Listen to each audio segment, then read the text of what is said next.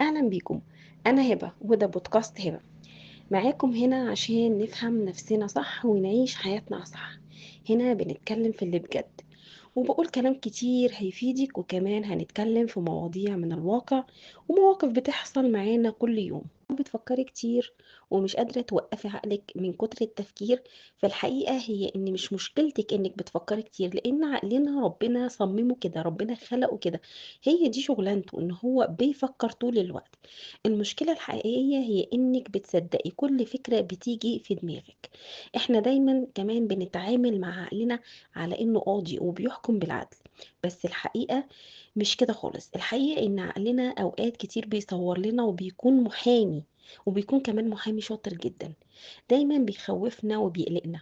في الفيديو ده النهاردة هنتكلم عن 3 أكاذيب خطيرة عقلك دايما بيقنعك بيها كل يوم، وبيخليكي دايما عالقة في دوامة التفكير المفرط والإرهاق الزائد والإرهاق الذهني اللي طول الوقت دماغك شغالة فيه، وبتفكري في اللي فات واللي لسه جاي واللي حاصل، واللي انتي متخيلة انه ممكن يحصل حاجات كتير دماغك شغالة فيها.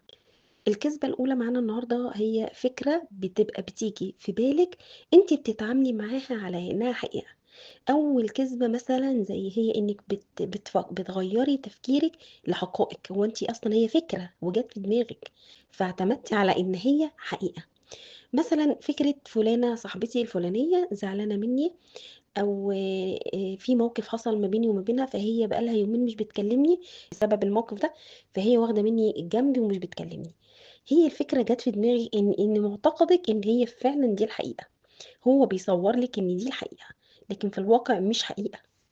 او انك فشلتي في موضوع معين فبتقولي لنفسك انا فشلت في الموضوع ده، وعقلك برضو بيصور لك ان دي الحقيقة، انك فشلتي لانك فاشلة، او انك مش بتعرفي تعملي حاجة.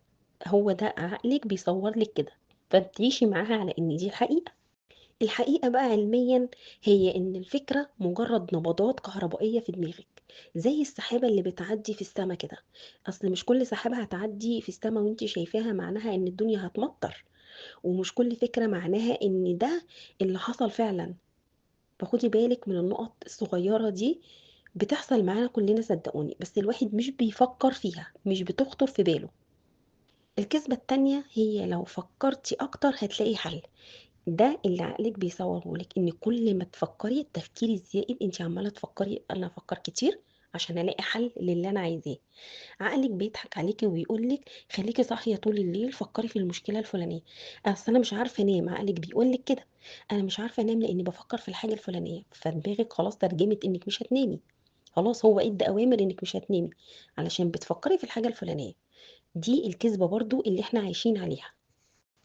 فيجي في ذهنك وفي بالك في تخيلك كده انك كل ما تتعبي وتفكري هتلاقي مخرج، او ان انتي خلاص هتعرفي تفكري طول الليل عشان قاعده مع نفسك بتفكري لوحدك. فالتفكير المفرط ده هو ده اللي هيخرجك من الحاله، او هيجيب لك الحل. بالعكس انت كده بترهقي ذهنك ونفسك واعصابك بزياده. وفي الحقيقه انت بتبقي عامله زي اللي بيجري على مشاية كهربا كده، بيبذل مجهود رهيب وتعبان جدا ومرهق، بس في الاخر هو واقف مكانه ما بيتحركش، يعني ما مشيش لخطوة لقدام، هو واقف مكانه. الكذبة التالتة هي انك دايما بتقولي لنفسك انا لازم استعد للأسوأ عشان احمي نفسي. دي اكتر كذبة مرهقة جدا لعقلك وذهنك ولحياتك كلها، بتسبب لك قلق مفرط. انت بتفكري ان ده درع الحماية بالنسبة لك، ان انت تفكري في الحاجة المساوئ علشان تاخدي حمايتك منها. لا، هو كده دي برضو فكرة من الافكار الخطأ. وبتقولي لنفسك انك لو بطلتي تفكير في المصايب وان ممكن يحصل كذا او يحصل كذا، ولو عملت حاجه فلانيه ممكن تتقلب لكذا، وتفكري في المساوئ قبل ما تفكري في الحاجه الكويسه، لا بتفكري في الحاجه الأسوأ. فده بيبقى بالنسبة لك ان ده حجاب مكشوف، لكن بالعكس دي مش حقيقة. والحقيقة ان القلق مش بيمنع الوجع بتاع بكرة، ولا بيمنع التفكير اللي بيخليكي دايما بتفكري في المساوئ، او بتفكري في اللي فات، او بتفكري في حاجة مش موجودة اساسا. هي مجرد فكرة جت في دماغك وانتي صدقتيها.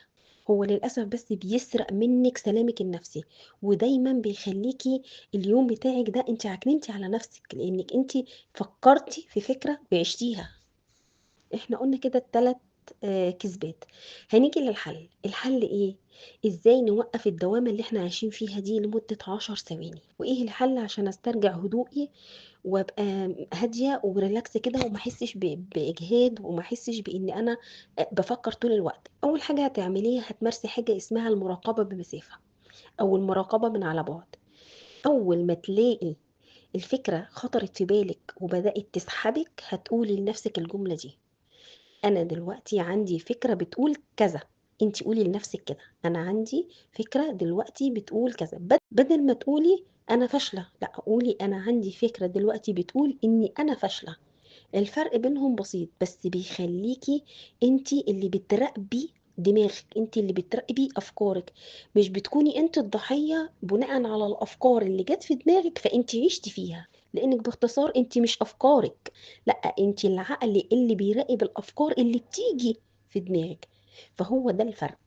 مجرد بس ما تفكّري لمدة 10 ثواني وتعملي الخطوة اللي أنا قُلت لِك عليها دي، هتلاقي الفكرة اللي أنتِ كنتِ بتفكّري فيها راحت من دماغِك خلاص، أو ممكن تكوني كمان نسيتيها أو مش هتفكّري فيها تاني. التفكير الزايد مش ذكاء، يعني ده بيبقى استنزاف لو أنتِ حاسة إنِّك دايمًا مرهقة وتعبانة ودايمًا بتحاولي تفكّري كتير، وممكن تكوني بتتكلمي مع حد بس بالِك مشغول بحاجة تانية.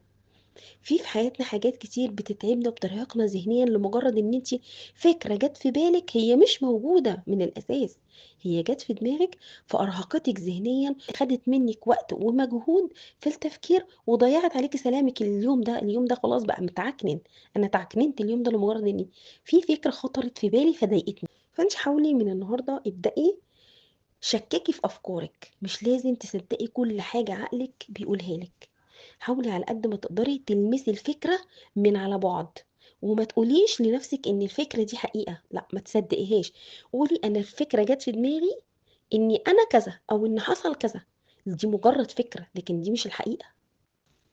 عايزاكِ تركّزي وتعرفي إن ال3 أكاذيب دول إرهاق ذهني، وإنِّك دايمًا بتراقبي نفسِك وعقلِك وأفكارِك من على بُعد، في مسافة بينِك وبين الفكرة. خدي بالِك ولازم تركّزي في الكلمتين دول كويس أوي.